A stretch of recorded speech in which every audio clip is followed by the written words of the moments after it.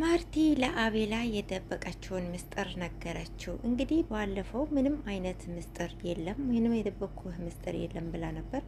ዛሬ ደግሞ በድጋሚ የደበቅኩህ ምስጢር አለ ብለዋለች። እንግዲህ የተደበቀው ምስጢር ደግሞ የልጅቷ ጉዳይ ነው።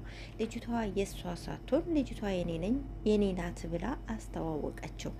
አሰላሙ አለይኩም ወራህመቱላሂ ወበረካቱ። ቤተሰብ እንዴት ናችሁ? ሰላም ናችሁ? አልሐምዱሊላህ እኔ ጋር ሁሉ ሰላም ነው። በያላችሁበት ሰላማችሁ ብዝት ተተረፍ ይበልልኝ።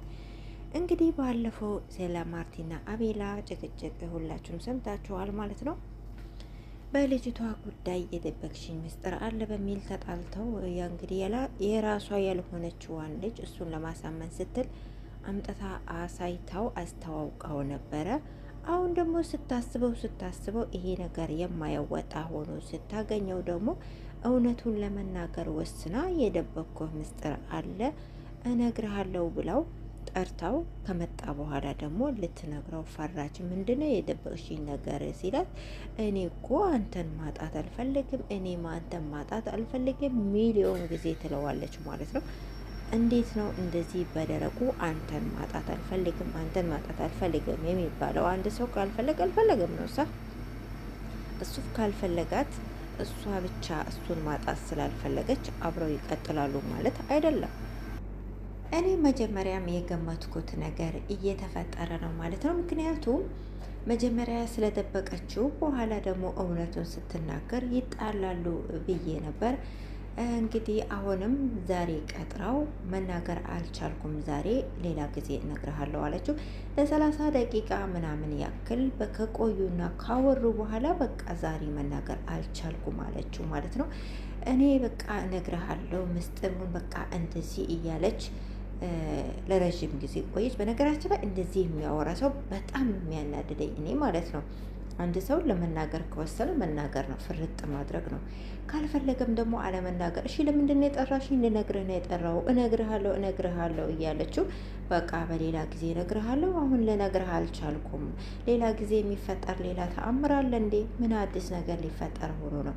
በቃ ልጅቷን እዣት መጣለሁ ብለሽ ነበር፣ ልጅቷን ለምን አላመጣሻትም ብሎ እሱም ሌላ ልጅቷን መጀመሪያ በልጅቷ ጉዳይ ተጣላ። ልጅቷ ልጅ አላት ስለተባለ ራቃት። ከዛ በኋላ ደግሞ ደርሶ የልጅቷ ወዳጅ ሆኖ ልጅቷ ለምን ቀረች ያዙኝ ልቀቁኝ እንዴ! ልጅቷ እኮ ካመንከባት ከተቀበልካት ከነ ልጅቷ አለች፣ ትመጣለች ወደፊትም ማለት ነው። እሷ እንግዲህ ከልጅቷ እንደብቂያታለሁ የምደብቀው ማንም ከምደብቃት ሰው አለ ስትል እንግዲህ እኔን እንደሚያመላክተው ከሆነ ባለቤቷ ነው፣ የቀድሞ ባለቤቷ ልጇን ደብቃበታለች። ልጇን ካገኘ ይወስድባታል ማለት እንደ ንግግሯ ከሆነ እንደዛ ነው። በግልጽ አልተናገረችም። እንግዲህ ይህን ለመናገር 10 ጊዜ ማሰብ አያስፈልግም።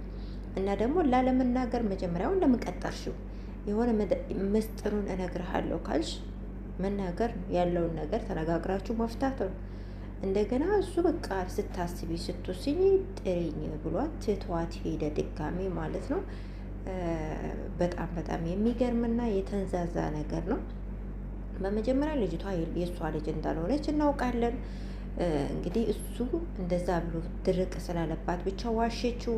ያንን ውሸት ለመደበቅ ደግሞ እንደገና ሌላ ውሸት እየዋሸች ይሁን ሌላ ውሸት አስባ ይሁን አላቅም። እንግዲህ ልጅቷን እየደበኳት ነው የምትልበት ምክንያት ምን እንደሆነ አልገባኝም። ለማንኛውም እንግዲህ ያው ዛሬ ቀጥራው እንዲህ እንዳለ እውነቱንም ሳትነግረው አንተን ማጣት አልፈልግም እንዳለች ቪዲዮ ከጀመረ አለቀ እንዴ!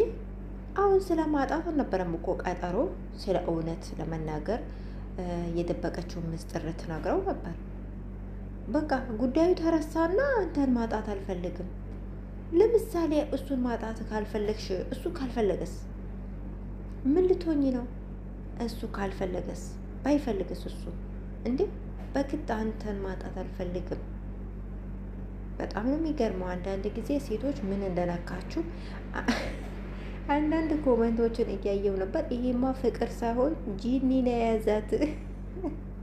የእውነት ፈታ ነው የምታረጉኝ ኮሜንታተሮች በተለይ በጣም ነው ፈታ የምታደርጉት። አንዳንድ ኮማቾች አስባችሁ አንስታችሁ ጥላችሁ በቃ ወገባችሁ ታጥቃችሁ ነው የምትጎምቱት አልኳችሁ።